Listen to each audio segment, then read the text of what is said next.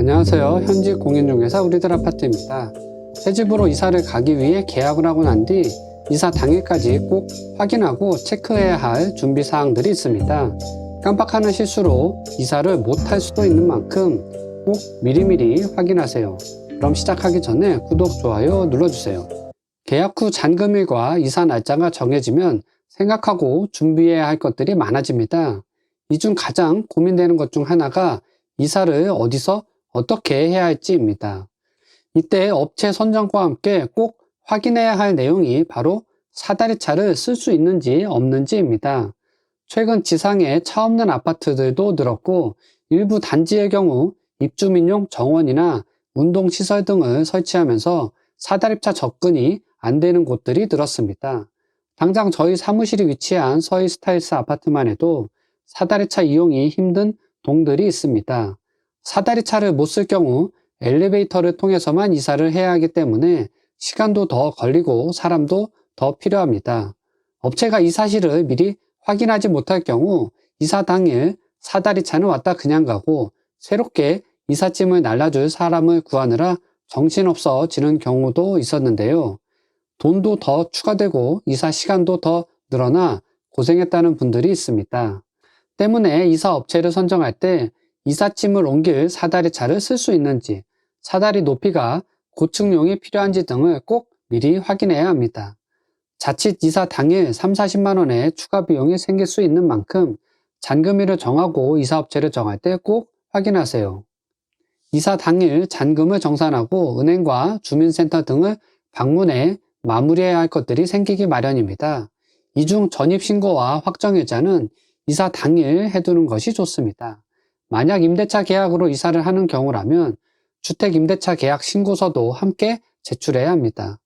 전입신고는 해당 주소지 주민센터 혹은 정부24 사이트 등을 통해 14일 이내 해야 하는데 신고를 하지 않을 경우 5만 원의 과태료가 나오는 만큼 이사 당일 하는 게 좋습니다.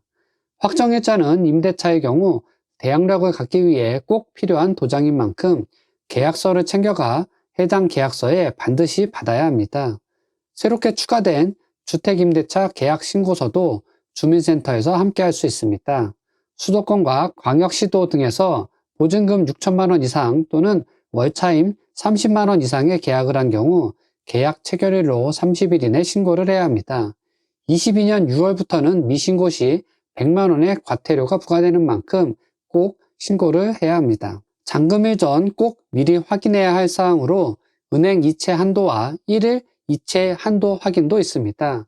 매매나 전세 계약을 하고 잔금일 부동산에서 이체를 하려고 은행 어플을 시작했는데 이체 한도 초과로 이체를 할 수 없으면 이사를 가야 할 사람이나 와야 할 사람 모두 당황스러운 상황이 펼쳐지게 됩니다. 항상 잔금일 전에 미리 확인을 하고 알려드리려고 노력하는 편인데 그래도 가끔씩 이체 한도 초과로 시간이 지연되는 경우들이 있습니다.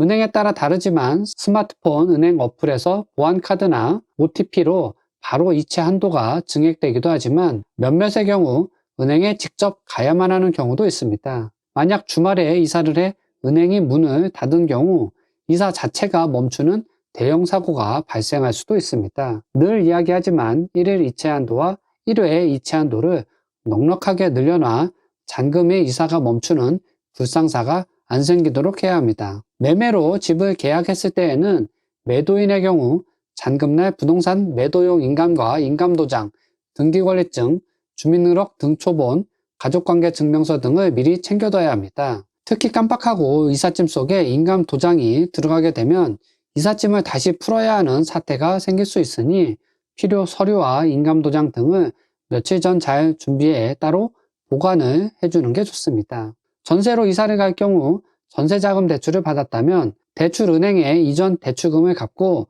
새로 대출을 받아야 하는 경우가 많습니다.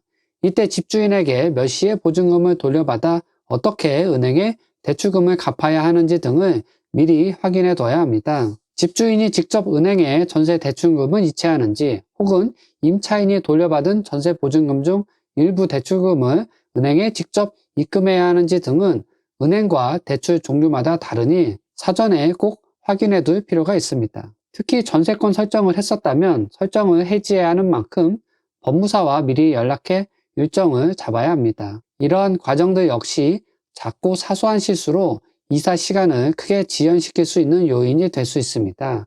잊지 말고 꼭 미리 체크하세요.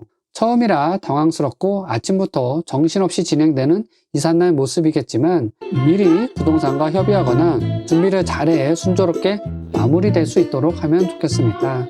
마지막으로 구독, 좋아요 눌러주세요. 시청해주셔서 감사합니다.